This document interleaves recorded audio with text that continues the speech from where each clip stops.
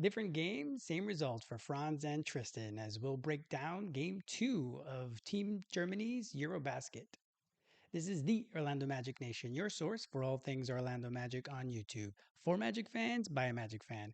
I'm Edwin Valentine, and I want to thank you very much for clicking on this video and spending a little bit of time talking Magic with me.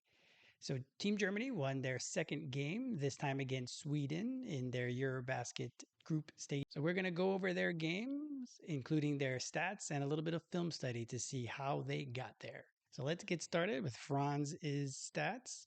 Franz played 22 and a half minutes, scoring 21 points, 3 rebounds, no assists, shooting 6 of 11 from the field and 1 of 2 from 3. So that's a positive. This was pretty much a blowout for Team Germany. There was never really any doubt that they were the better team versus Sweden, and Franz was able to do what he wanted. Now, he didn't run as much in this game as he had in the Montenegro game earlier in the competition. We'll see when we go through the film that he was able to get to the basket, and if he didn't make the layup, he ended up getting fouled and making his free throws. If we go over to Tristan played 18 minutes and 52 seconds, scoring 7 points, having 6 rebounds, a lot of those in garbage time, 1 assist, 1 steal, and 2 blocks. And the second block is the one that we're highlighting in the film study right after this. Tristan had a regular game. He's been covered more than he was during the prep game. So I guess the scouting report is out there for him to make sure that the other team isn't helping off of the driver and staying at home with Tristan. So Tristan's having to attack the closeout a lot more and be able to, and trying to get to the rim to be able to score that way. So now let's take a look at the film for the game for each of the guys. We're going to start off with Franz and then we'll go through Tristan's film. So right off the bat, we see there wasn't as much running for Franz in this game, but he still was able to get a good amount of fast break or at least easy baskets when pushing the tempo. Here he goes. This is a nice little one. He just drives the ball. No one stops ball. This time again, didn't hit the shot, but by pushing the tempo, he was able to get pretty close to the rim. The second one here, again, pushing the tempo. Again, no one really stops ball. This time, a little more in control.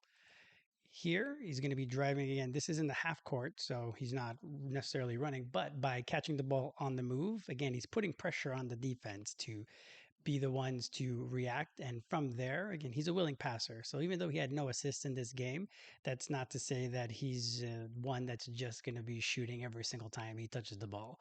So here he's going to go up against the big guy, boop, and the foul. Again, being aggressive and catching and pushing the tempo is easily a way for him to continue to get fouls, especially because no one can really stay in front of him. Nobody his size really can stay in front of him.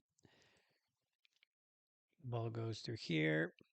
As you see, he's already sealed off there in the center. So all the guy's going to have to do is be able to foul him. And now he's already posting up again. You see him there. He's got the post up. And even though the guy is a much smaller guy, as you can see, that's guarding him, he's still able to dribble back and still face up and hit the tough layup. Here, he's going to shoot one of his 2 threes. So if I were you, I'd focus on the mechanics here. For me, it's starting to see that the hitch is starting to rear its head again. It's not as fluid as he shoots his free throws. For me, when he shoots his free throw, he doesn't sit there and it doesn't stop and then go. He basically just goes, does his little flip, and he shoots them straight. I don't put his free throws on here because sometimes I feel like that's a bit of a waste of the time, but maybe in the next one, that's what I'll do. I'll put his free throws on here so you can just see how fluidly he shoots his free throws versus some of his 3-pointers.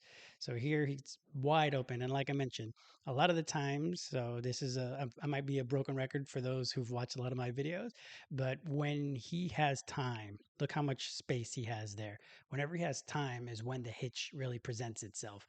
So this is when he has time to think and goes and looks and and then he pushes off on it. So it basically stops here and then he pushes off on it instead of just going straight through.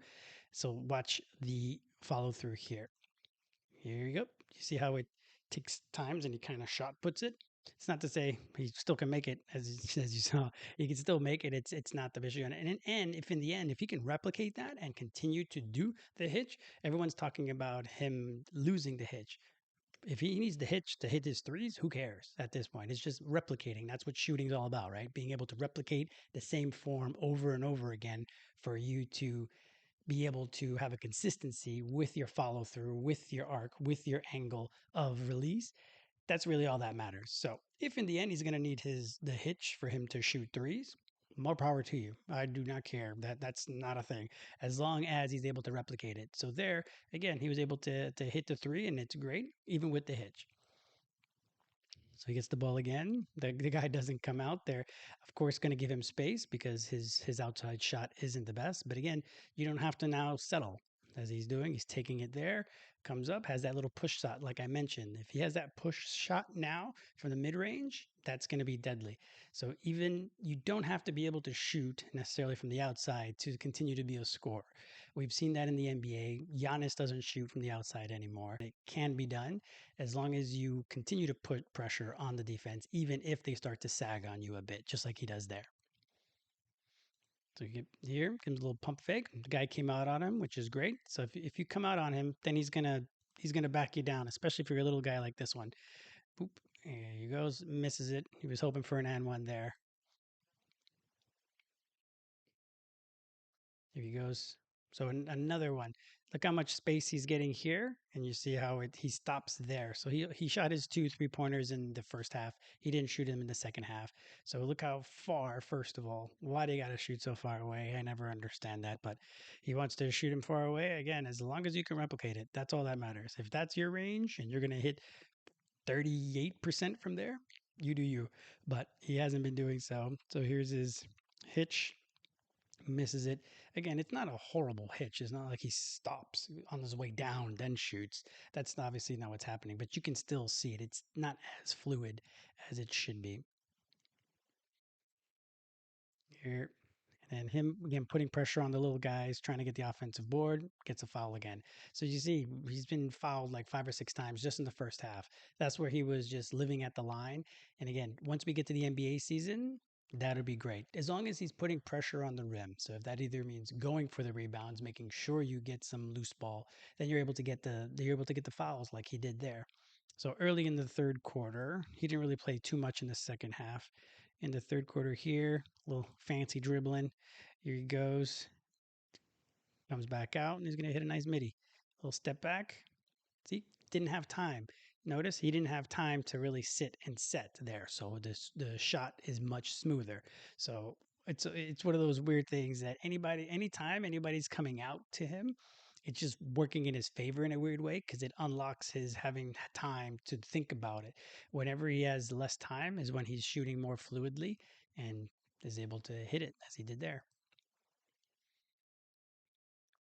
Again, a nice pick and roll there. Oh, there you go. There's no way the guy's going to be able to stop him. But that time he didn't shoot with his left. We mentioned in the last game versus Montenegro, he made a lot of his shots with the left hand. At that time, he continued with his right hand in kind of an awkward fashion. But you're not always going to make every one of your shots. He goes, gets the ball in the open court. Again, no one's going to stop ball. It's very difficult for anybody to stop him. So it's really not the poor guy's fault.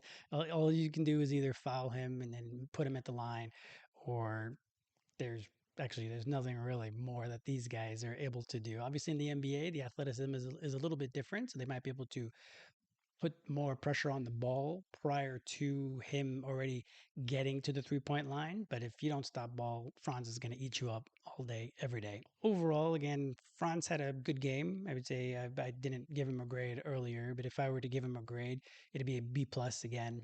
For me, it's not about his shot or not his shot. There were a few too many times where actually defensively he got lost at points, and Sweden was able to capitalize on it. Like after that big shot that he made over the guys, he kind of did a bit of a flex, and then his man went and scored an easy two. And there was a couple times that he got backdoored over on defense. So for me, it wasn't an A game from him, but B plus, especially the way Germany's playing right now and the level of competition that they have. He's at a B plus. Hopefully, as we get to the knockout knockout stages, or he plays somebody like France or Serbia, he's going to have to be more locked in on the defensive end because right now Team Germany is scoring over 100 points in a 40-minute game. That's a lot. So right now they seem to be more focused on the offensive end, which might work in our favor. That if Franz is focused on the offensive end, we want to make sure he continues to be disciplined on the defensive end as well. So this is how Tristan's film. So, like I mentioned, he isn't getting the wide open 3-pointers that he was getting in the in the EuroBasket prep that he had before. Right now, people are on him still. It partially is due to again the level of teams, the level of athletes that they're playing right now, that they're not really hedging or not really doubling Franz or doubling Shooter as much. So he's not getting the wide open pass 3-pointers. So as you see here, there's a guy one-on-one. He's in isolation. Fancy. Goes in, gets fouled. Again, Tristan could be a ball handler, a secondary ball handler. That's what he does for the second unit here. Okay, ball out. There he is. He's sitting there in the corner as he should. The guy tries to come in soft double, and he does what he's supposed to do. Nice drive, back door. But the defender does a pretty good job, and he misses his little lefty. As I talked about in his player profile breakdown, he's pretty adept at shooting with both hands, the left and the right. So him shooting a left-handed push shot like that, it's not a bad shot, especially that in close. You just happen to miss it. Again, ball handling at the top goes up, another foul call. Sweden just couldn't really stop penetration. There he is. Ball comes back to him. Nice little layup. He lived at the free throw line. As you saw, he's already picked up 3 or 4 fouls on the Swedish team. He ended up 5 of 6 from the free throw line. That's where he got his 7 points. That was his one field goal. The rest of the time, he was living at the free throw line. So here is probably the defensive play of the game. The guy tries to drive on him. He moves his feet, comes over, get that out of here. Knock that out. And then there are a couple more shots from the top of the key. The game, as you see, it's already a blowout. So he's just launching really at that point.